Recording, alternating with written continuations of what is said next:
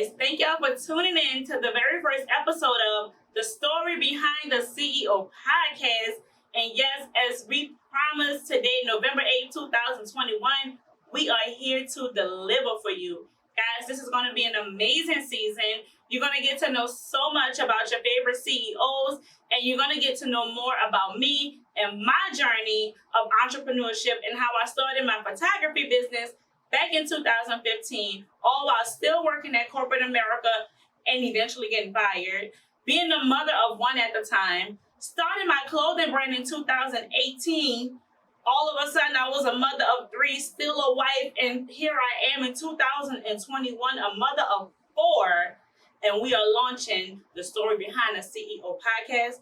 Please don't let nobody ever tell you what you cannot do, baby. Kids, no kids, husband, no husband, baby. You're going to get some gems in this season. You're going to get some game in this season. You're going to get some inspiration. And look, for my birthday, I don't even want y'all to give me $1 because I don't want your dollar. I just want your subscription to my YouTube channel, The Story Behind the CEO. That's it. And send it to 3 of your friends so everybody can watch it together. So I want y'all to make sure y'all tune in all season long because you're going to get some great advice, some great takeaways. Thank y'all so much. And let's get into the very first episode of The Story Behind the CEO podcast. What's up, world? I want to welcome y'all to my very first episode of my brand new podcast, The Story Behind the CEO. As I promised, we are here today, November 8th, on my B-Day, my 35th B-Day. Y'all, I'm 35. I don't know how to act. Girl, yes, I don't know how to act. But I want to introduce y'all to one of my business besties. She's really a jack of all trades. They call her Mo of everything. Because she really does everything. If I told y'all what we had to go through today, just to start, I think I'm going to tell y'all later, at a later date. But she does everything. And I really can't live without her. All right? So she is a great mom, great wife, awesome boss. She is the owner of the Dollhouse Salon in Chalmette. Y'all, I want y'all to make sure you follow her. Mo, tell them how to follow you, where to find you, how can they stalk you. Where you at? Hey world, you can find me on, of course, Instagram at Mo of Everything. That's MEAUX _of everything. I also have a Facebook page, which is under Mo of Everything, and then also my website, www.moofeverything.com. All right, y'all. So you heard it. Make sure you get it right down there. Make sure you screenshot it if you have to. Go follow her. If you don't already follow her, you're going to love her. I'm telling you, the sweetest person ever in life. So before we get into anything, y'all, I have to ask her this because I want to know, because it's about to be Thanksgiving and we got to figure this out. Okra or gumbo? I'm an okra girl. You like okra? I do. Why not the gumbo? It's not filling. You think it's too New Orleansy? I didn't even know if that's the word, but we're gonna roll with it. No, I'll eat gumbo, but I prefer okra. I like okra. I like the taste of it. We're gonna take a poll. Because a lot of people think that the okra is too slimy. Oh, you gotta cook it right? Yeah, you gotta cook it all the way down until you get the slime out, but it is never really all the way out. I love them equally.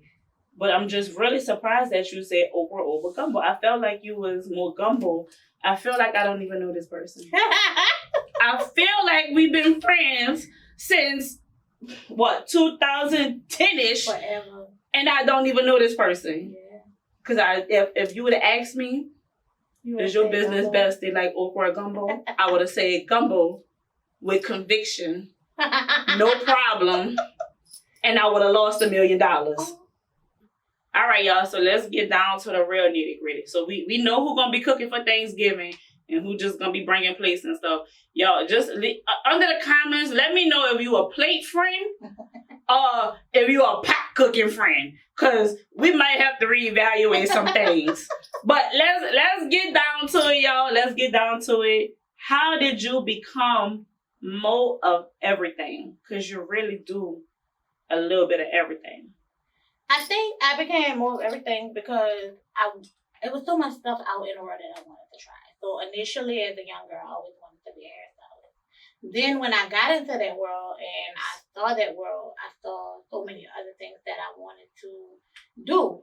And I wasn't scared to try them. So if I did something and I felt like, okay, you know what, I'm done with it, I've conquered it, I've mastered it, I'm over it, it was on to the next thing that I thought. If I'm scrolling YouTube, Instagram, Facebook, and I see something, somebody's, doing something, I'm like, oh, that looks interesting. I want to try to do that. Mm-hmm. And I would just go find a video on it, learn it, research it for about a week, get the stuff, do it, and that was something new. So what's one of the first things that you tried? So we know you always wanted to be a hairstylist, but besides hair, what's one of the first things you tried?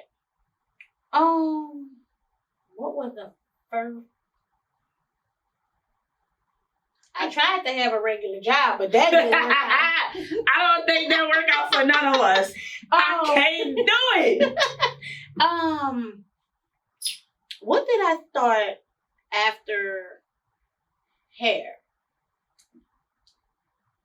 I know at one point you were making candles. Oh, I did. You did. The candles, yeah, I did do the candles. I think in the salon, I got bored. I get bored really fast. So the first thing I think was the candles, and then after, I think I bought the stuff. Mm-hmm. And I may have melted like maybe 2 pounds of wax. And when I realized you had to wait for it to harden up, leave it to the candle makers. Leave it to the people. I'm over it, baby. So I left that alone, and I had candle wax I was looking to give to people for like forever. Mm-hmm. After that, I think I started doing MEAUX. I think that was one of my favorite businesses that she started. I started MEAUX. That's a cleaning service, by the way. And I loved it. I loved it. But I decided to get out of that because it was so hard to find good help. Mm-hmm. It was not good help, but it was so good to find people who actually wanted to work and clean the way people told them they're supposed to be clean. Mm-hmm. So I had my husband doing that. He would go to work in the morning, do a 12-hour shift. After that, we would take a house, or he would take a house. We would take a house first, and then he would go do his 12-hour shift. So it was just putting a lot of strain on it. It was putting a lot of strain on us. Yeah. I couldn't find anybody to help out that was very reliable. So I left that alone. So I'm gonna say this, and I'm gonna say this as a friend, because I've been preaching this since she's had it. That was one of my favorite businesses that she opened, and I want her to start that back up. So if you are a reliable person in the New Orleans area, and you can clean well, and you can be taught, and you are coachable, and you are on time and prompt, please do not hesitate to reach out to More of Everything, because MEAUX will open back up for business. If not in 2021, it will be in 2022. All right, go ahead. She said it. Y'all, listen, I was still at my 9 to 5 when that business had came about. And I was willing to stop working. I don't want to go clean now. I don't want to do that. Like, I can barely keep my own house clean. So I didn't want to clean, but I was willing to be a secretary, a dispatcher, a researcher, a hirer, something so the business could keep going. A hirer. So the business could keep going. So let's just pray that, MEAUX come back in 2022. I'm going to put that out there. So if I put it out there, then it got to come back. And then we're going to revisit this video when it does. So we can say, I told you so. And I don't even want 1%. I just want her to do it. That's it. I just want her to do it. So I don't know why you're so stuck on it. Because it's lucrative. People need people to even like clean their Airbnbs and stuff. Like, ain't nobody want to be refilling toilet paper and stuff like that. But you can find you some people that's okay with refilling toilet paper. And cleaning toilets. And cleaning toilets. Not me, sis, but you can find, I can help you find these people. So let's go back to your earliest memory of doing hair, because hair is the biggest thing that you're known for. You do have your salon. You've had a few salons. So I feel like hair is your baby. And then the other things are like your stepkids or something. Well, like step kids. But even though we love stepkids like kids, but you know what I mean. But hair is that baby that you birthed. So what's your earliest memory of doing hair, and how did you know that you wanted to stick with that? So my mom was a braider. Mm-hmm. My mom, when I was a little bitty girl, maybe 6, 7 years old, she would have people just come in on a weekend. She had a regular full-time job, but on Friday evenings and Saturday mornings, she would just braid. And so she would have like 3 or 4 people just coming in. 4 hours, you're done. 4 hours, you're done. And that's when microbraids were really popular. Jesus. So what would take other people 8 hours, yes, it was taking her 4. So I was like, man, she's fast. Right. And she have a lot of people coming here. And then sometimes I would go in the drawer and ask her 30 little things. I was like, can I have somebody to get some candy to go to the store? She said, check in the drawer, open the drawer. Ooh, money, big money. Not a little bit of money. Big old money. Yeah. Big old money. So I was like, okay. So I had baby dolls and the hair that she actually had left over. So if, they left hair or whatever, I would take the pack, bring it in my room, and I started braiding the hair. So you basically taught yourself how to braid. She didn't just watching her know. She never taught me how to do it. I would just sit there and watch her, and then after she would finish with the hair, I would go in the room and just play with the baby dolls and just started braiding and latching on and locking it. And from there, I just kept doing it, kept getting better. Watching how she moved her hands, go back and do it, and then that's what started it. But that's funny because granted, you have to you do braid like when you do wigs and you gotta braid people head down, sew-ins and stuff like that. But you don't even do braids. I don't like this. You can, she can, but that's not your thing. Like nobody comes out of their salon braided up unless they got Meek Mill braids under their wig. So how did you go from watching her, because she was a braider, but then you went to hair, wigs, sew-ins, silk presses. How did you go from that to that? Because some people can braid, but they can't do hair, but you can do both. Yeah. So, she started actually when I got older, about 15. She started giving me some younger kids to braid. And the braids wasn't staying in, child. Not you got me going to my 8th grade dance and my braids slipping. They were slipping. So, but I just really was starting on real people's hair. I was doing it on my baby doll, so it wasn't tight. Mm-hmm. But I was like, oh no, I don't like this. It takes too long. It's too much work. I don't want to do this. So when I got actually the birth of a hairstylist came from college. Okay. When I was on the college campus, we would go out to the campus parties and stuff like that. Everybody needed their hair done. Nobody had real money to really go get their hair done. Right. So there was a style where you do the 2-strand twist to the scalp. Okay. Let it dry and wear it wavy. Okay. So I mastered the 2-strand twist to the scalp. Okay. And everybody was coming there every Wednesday and Thursday for the campus parties. Everybody was coming there and they would have different parts. I would change the parts up, but everybody had pretty much the same style, just a different part. Might be a middle part, side part, deep side part.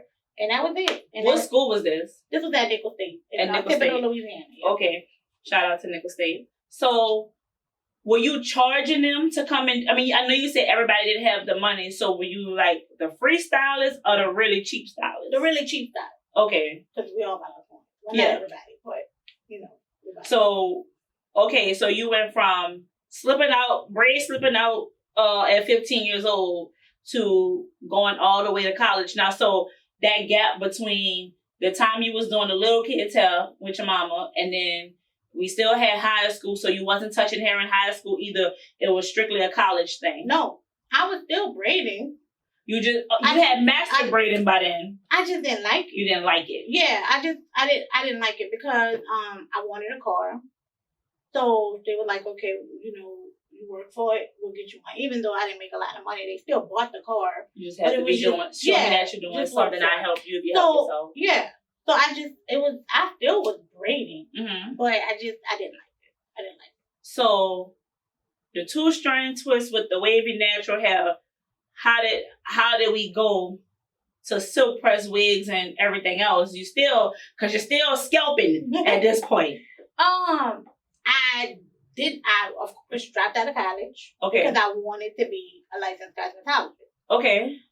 So I dropped out of college. No shame in that. None. No. None.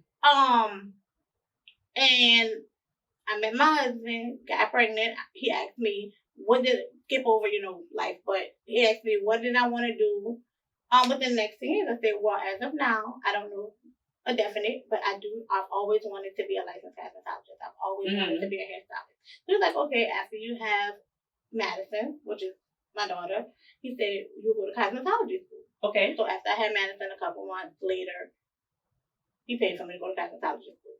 And it was smooth sailing from there. I became a full cosmetologist. If your man ain't supporting you in your dreams, getting you through school, sis, or whatever it is, rethink it. Shout out to Kelly for that. I did not know that he paid for you to go to cosmetology school. You all right, bestie. I might cook the gumbo. You all right. And the okra. You all right. So after that, he paid for you to go to cosmetology school. Did you go straight into a salon, or were you working under somebody else?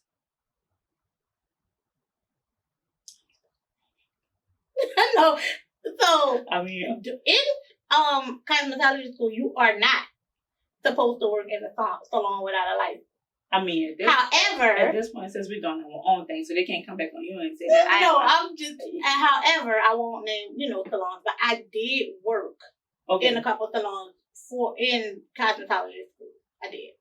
Okay, and let's just, this is so informative because I didn't know that you weren't supposed to do that while you were in school. No, State Board comes in there and they'll say, oh, we'll take your hours, we'll take your license. I mean, not your license, we'll take your hours away. You're going to go back to 0 hours. I don't know how true it is because I never was caught in a salon. I know the salon owners can get cited and different things like that, but I don't know how true it was for as me being a stylist. So what about people that's just doing it out of their house? But there will be no way to catch them. So their home, really, you're supposed to go to whatever city you're in and ask them for a permit for that. A lot of people don't do that. If they have a nosy neighbor that's in the business. And you always got people in and out of your house and minding everybody else's business with their own, then you might want to, check it out. But other than that, if you're in the area and nobody's really bothering you, because I've done people hair in my house. Right. I mean, I would imagine that you're in school already, probably not working, or if you're working as part-time, so it's probably not as much. So doing hair out of your house would just seem like the next best thing until you're able to get into a salon and either pay booth rent or have your own salon, whichever route you chose to take. Okay, so at what point were you like, all right, it's time to do the salon thing? So you finished cosmetology school. So at what point was it like, all right, I'm ready to do my salon thing? Or was it like a build-up? Do I have to work under somebody else? Yeah, it was a build-up. Okay. It was a build-up. After I finished cosmetology school, of course, I did the State Board, all the licenses and everything. Still was kind of working. I went to someone's salon, and they were really good in natural hair. Okay. She was really, really, really good at natural hair. So I went under her in her salon and kind of just learned different things on how to do natural hair, how to flat iron, because that's really all she mainly did. So it helped me to learn how to handle the natural hair, how to treat natural hair, how to flat iron it without burning it, just everything. After I left there was another lady. She was really good with weaves and cutting and styling. So she taught you that. So she taught me the weave side, the cutting and the styling. So then once I was with her, I felt like I hit a standstill. I felt like I've learned the natural side, I've learned the weave side, but I need to learn how to cut and color now. So that's when I left that salon and I went to Fantastic Sam. Mm-hmm. And it was a whole different, of course, race of people. Because Right. now I'm cutting Caucasian. Ah. So I started working there, and that's how I learned how to cut. So it was taking something from everywhere and just kind of moving it along. And when I felt like, okay, there's nothing else that you could possibly teach me, I need to move along. Right. Yeah, I need to move along because I don't want to be the stylist who, I mean, even though like I don't like braids. I know how to do them. If I had to, I would do it. Right. But I don't want to be the stylist that does not know how to do it. I'm set on one particular thing. Yeah. I didn't want to be that. You want it to be a choice. I'm making a choice not to be a braider. Yeah.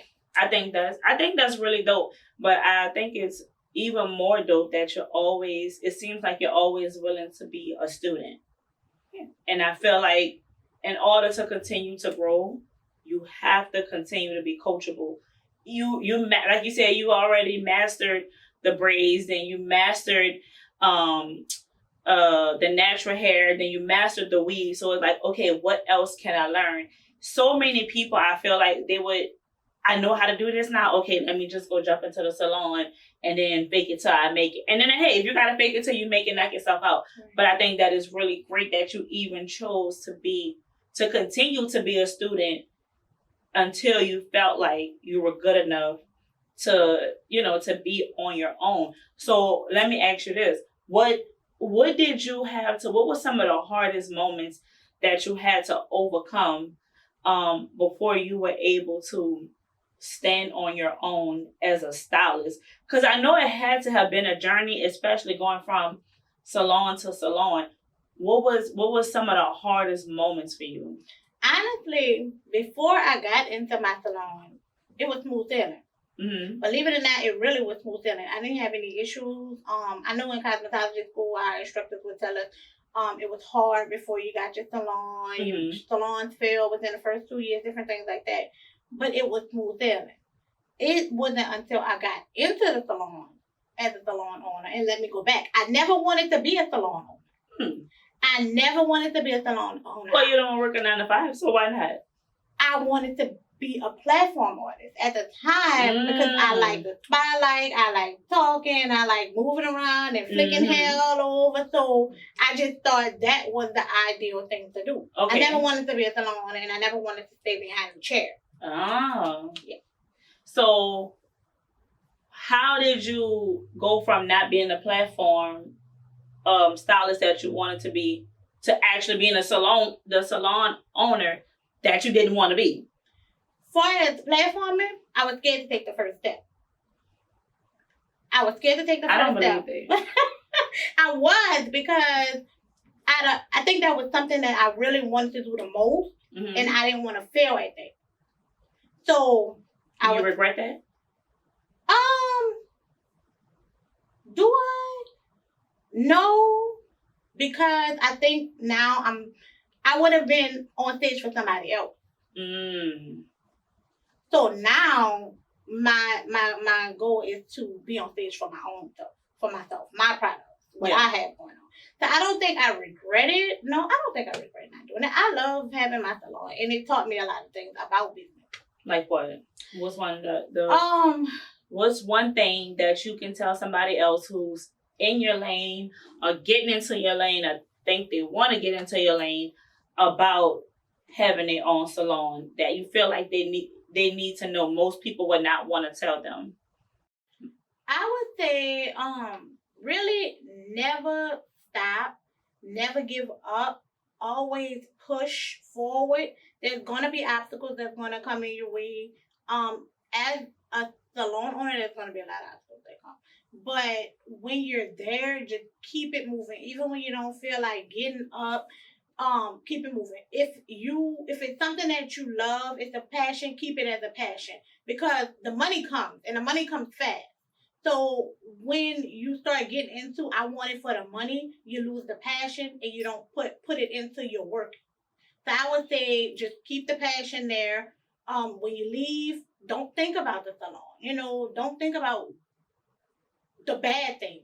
Try to see what you can do better. That's hard. That's hard. Because I know it's a lot of days I leave work and take work home. And so I definitely understand that. And I'm gonna definitely back you on that one. Let it be what it is and revisit that sucker tomorrow when you come back. And yeah, because if you keep thinking about it, it's just gonna make you mope. When you go back every day, you're thinking about what is not happening for you, and you're not gonna want to be there anymore. So it pushes you away from even wanting to be there. So now it's like I feel like I'm just here. So if you were not, so let's take away the 9 to 5 thing. We're not even thinking about that. But if you were not a salon owner, and if you would have completely given up hair, what the hell would you be doing? That's not a 9 to 5, because I don't think that 9 to 5 thing is your thing. So as an entrepreneur, what do you think would be your number one thing if hair wasn't it? God, I done tried everything. Don't you have a license to be an insurance adjuster? I do. Y'all. Look, Hurricane Ida wasn't that long ago. She could have been at my house. I could have been getting cut a check. No part. Yeah. But what is it? I know it. What else do you love on the same, not even on the same scale, because I think your first love is your first love. So who is your next love? Besides my family at home, and I can't stay home all day and do nothing, I'm still learning it. Because even after leaving here, I still go back. You do. How many times have you closed down a salon? So this is going to be my third salon. This is going to be my third salon. And that's why I said don't give up. Don't give up. Keep pushing. Keep the passion in it, because this is actually my third salon. Why did you have 3 salons?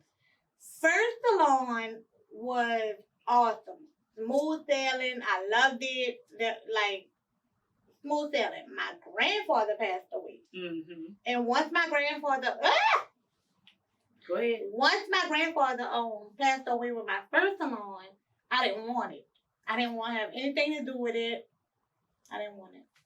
Was it because, I know y'all were really close, so was it because you were grieving and you just didn't want to be a part of like everyday life at that point? You just kind of wanted to be a little hermit crab in your bed and like you wanted to grieve on your own time and not be forced to go to work?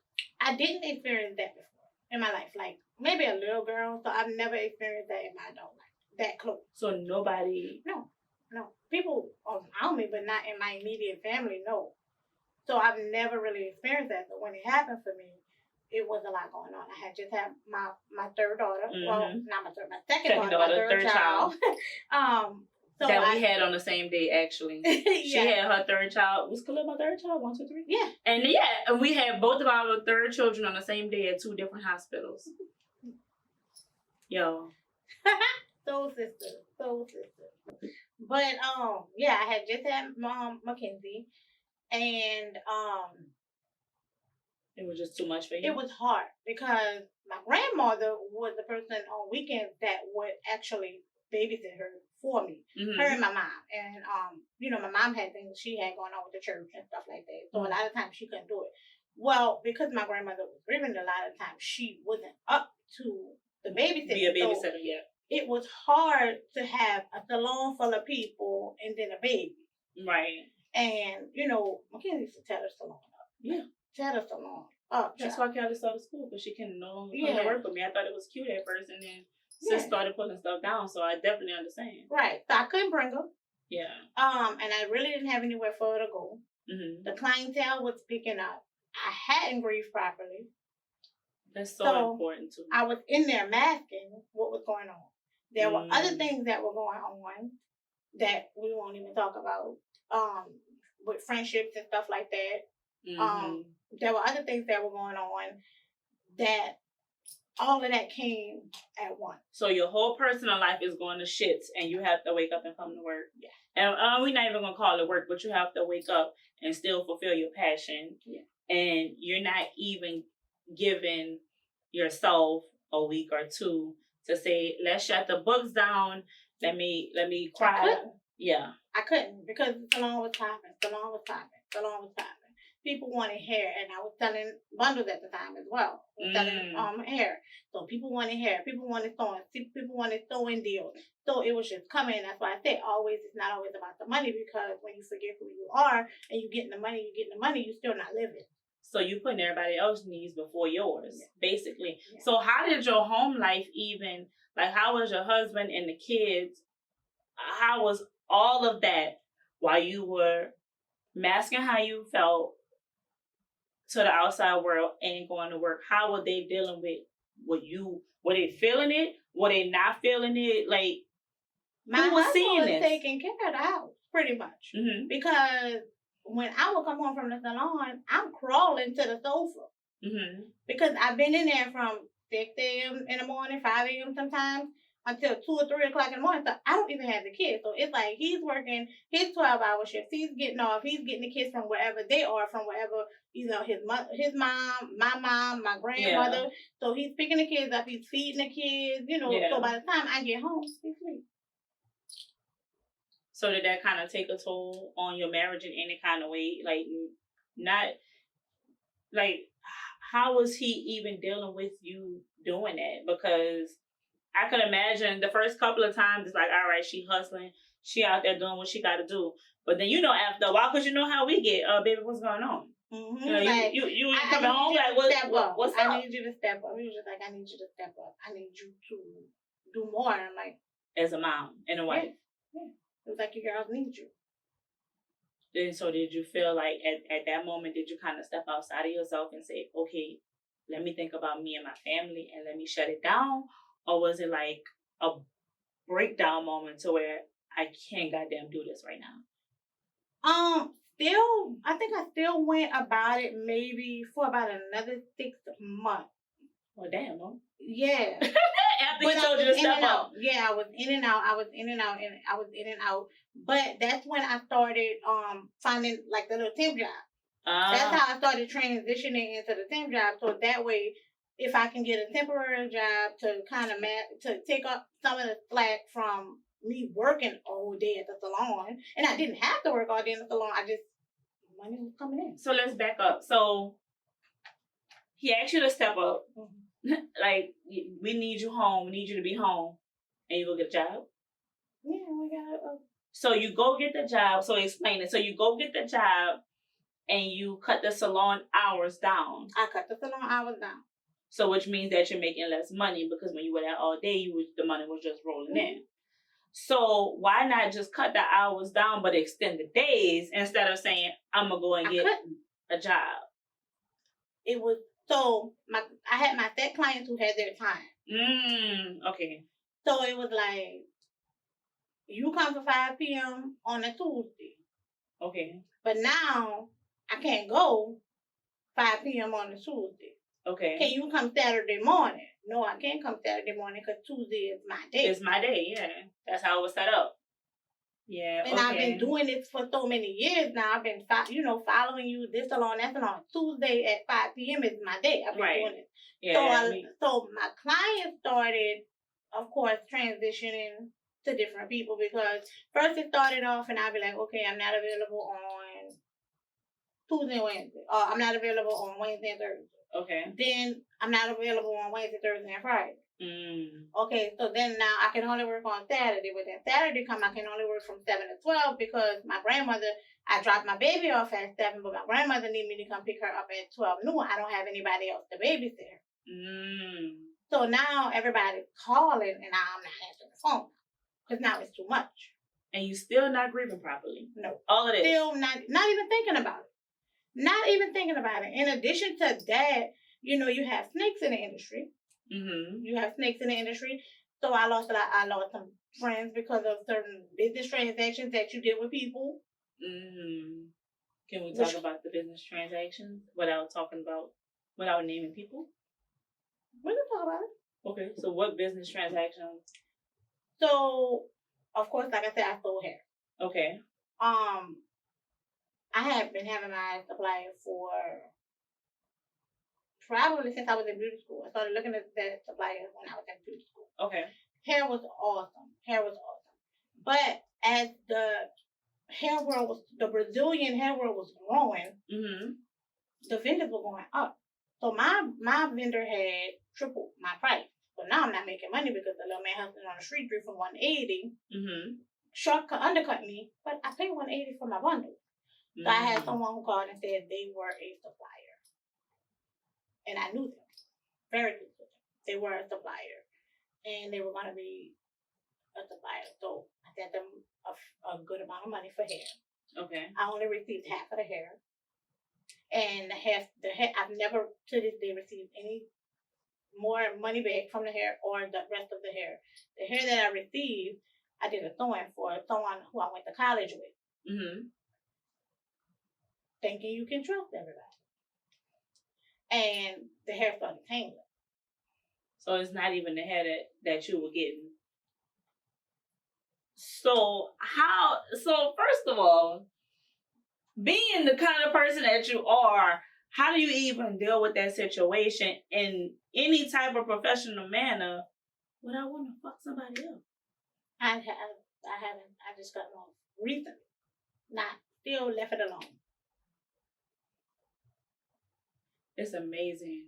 It's amazing how people can do you wrong and still look in your face. Still, I was like, you know what? And it wasn't because of me, because you know me. Like, you could do it, whatever. It's me. Okay, whatever. I'll give you a pass. Right. I'm okay with that. I ain't giving no passes. You know. But, you know, I'll be like, I'm going to give you a pass. So, but I felt like when I do referrals, I'm a businesswoman. Right. I don't care how much I joke outside of doing business, I'm a businesswoman first. Right. So if I do a referral, I expect you to be professional. Right. I expect you to handle your business. And business wasn't handled. So on top of grieving, on top of trying to be a better wife, trying to be a better mom, new kid, then you get messed over in the industry. I'm not even gonna say this person was a friend. We're gonna say a industry associate. At what point do you shut it down? So because it seemed like we still moving, we still rocking and rolling. And how long has it been?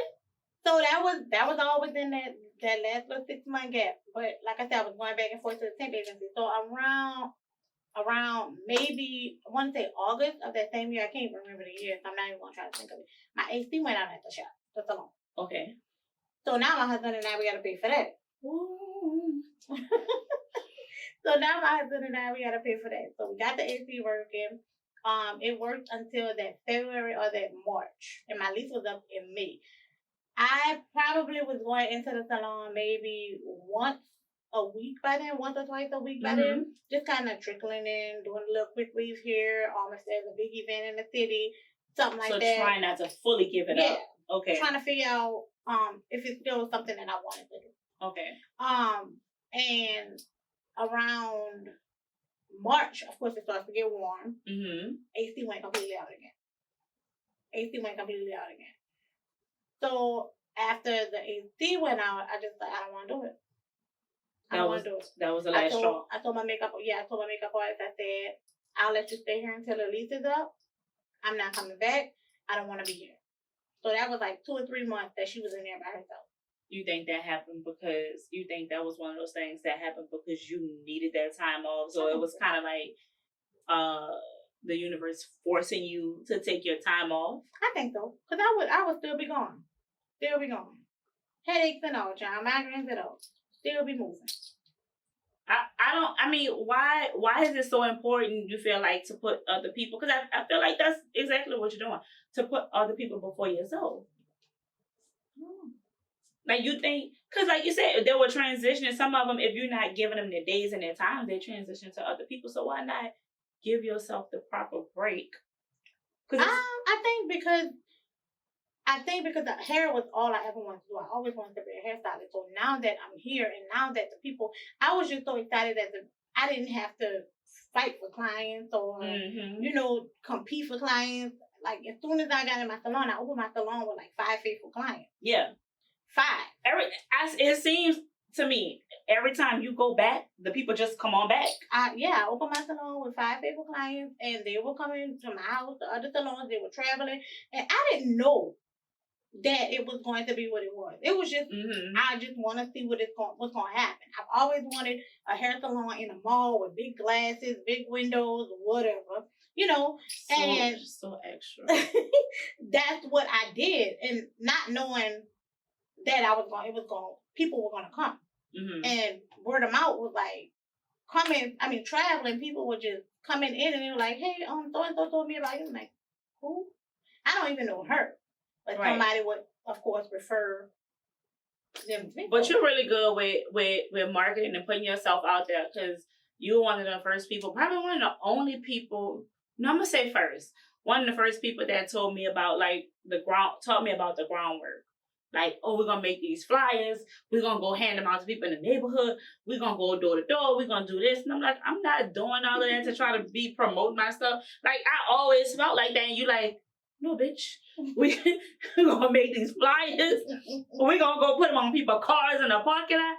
And I'm just and I'm always like, I'm not doing that. Like, you're not about to get me to do all of that. So when you saying that you open back up and all these people came, and you don't even know where they came from because you don't even know the person that referred them, you was already doing the groundwork. You was already the flyers. You was making all these videos for YouTube. You know, you was real heavy into your marketing. So saying you don't know where they came, I don't care where they came from. They're here. And if you got good energy and you on time and we vibing, we cool, and you can be a lifetime customer, I think that's a great thing that that other people might need to kind of to catch on to, because I think some people kind of think that the social media marketing is it and it should stop there. Besides the social media marketing, what would be 2 other forms of marketing that you would give to somebody else who came to you for advice about starting their own business? How else would you tell them to put themselves out there to get the clientele? I always tell people, make sure you get your flyers out and you walk. You walk the parking lot. Girl, my circle been closed 4 times on my Apple Watch, but I don't with all that walking.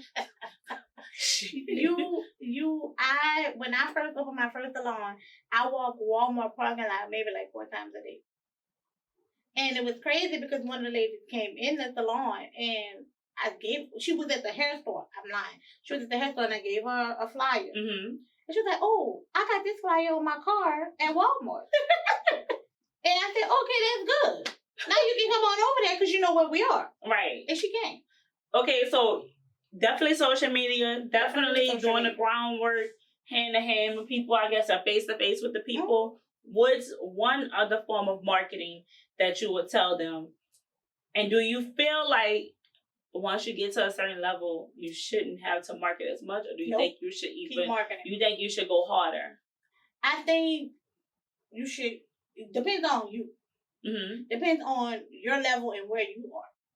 I can create my own flyers. I can create my own videos. I can edit them. I can make the music. I can do all of that. Some people can't do that. So if they don't have the funds to do it, then it's something different. But you always want to make sure that you're marketing some kind of way. I always say, I'm a marketer. I'm not a salesman. I will never sell anything to you, but I will market the F out of it. Yeah, I mean, certain things you don't have to necessarily sell to me. If it works, it works. Like, I think once you do the marketing, you get them there, you here now. So we're going to buy, we're going to do all, you coming back, I have to sell you shit. And then I tell people, depending on what industry you're in, marketing is you. Yeah. You are marketing. Yeah. You are a walking billboard. Yeah. So if you're a hairstylist, keep it up. I had a different way when I was in the salon. I am in the salon now, but now it's just kind of like laid back now. You don't know you work for. No. Not in the car. But if you're going to the store, take the bonnets off, put your wig on. You know, you can go to moreofeverything.com and order your wig. So Get it custom made. You one of those people who be looking at the people in the store with the bonnets on and be like, baby, why? You agree? Now you trying to, you agree with the other Monique? Now you trying to give me dry. I just want to know, do you agree with the other Monique? So we travel a lot, okay? So we're always at the airport. We don't never go. I have my hair tied up. For good reason. Yeah. Tied up once. That was once. Yeah. But none of us have ever been to the airport with a bonnet on. No. So I'm your friend. And we about to go fly back to California. Mm-hmm. I just want to know if I can come to the airport with you. With my bonnet on. I'm looking nice though. I can look just like this. My makeup done, everything. Because what am I going to tell you? Exactly my word. What am I going to tell you? Bitch, if you don't take that fucking bonnet off. I mean. Then I'm going to also say, I'm not fucking sitting on side of you with that bonnet on your head. So you going to be embarrassed to sit by me? Yeah, I'm going to be embarrassed. Yeah, I mean, no. You, me, her, she. When she say her, she really mean her plus her 3 other friends that's always with her. Because if it's her, we can't. You probably didn't let me go to the gas station with a bonnet on. No, I would. I don't know. I probably would say something, but I'm probably gonna duck down in a car or something like that, like I'm not in there. Y'all do what y'all want. You heard it. Do what you want. You heard it here first. All right, y'all. So let's close it out, Mo.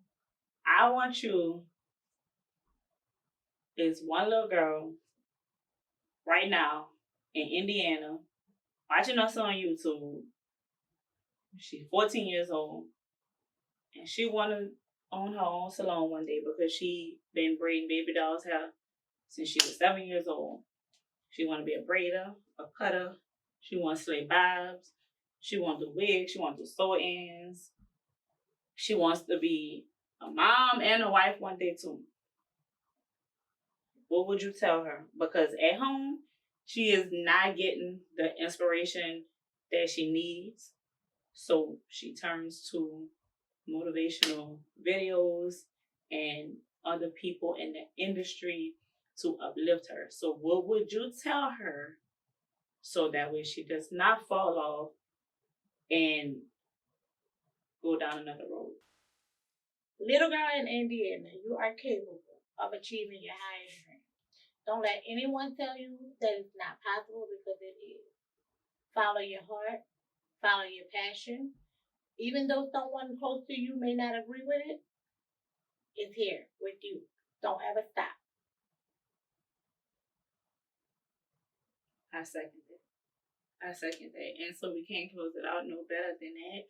Y'all, I want y'all to know this podcast is sponsored by Crown Me Collections. www.crownmecollections.com. Make sure you go and shop with your girl. I'm the CEO of Crown Me Collections, which is my clothing brand. I'm the CEO of Crown Photography, which is my photography studio in Gretna, Louisiana.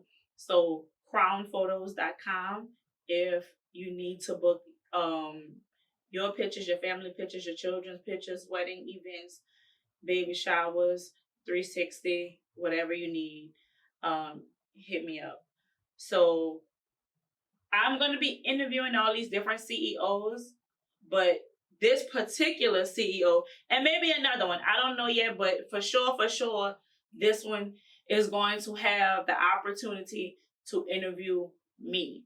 And you will get to know me as well on a more personal level. So definitely be looking forward to that. But I wanna thank her because I do appreciate her, because not only did she come to be my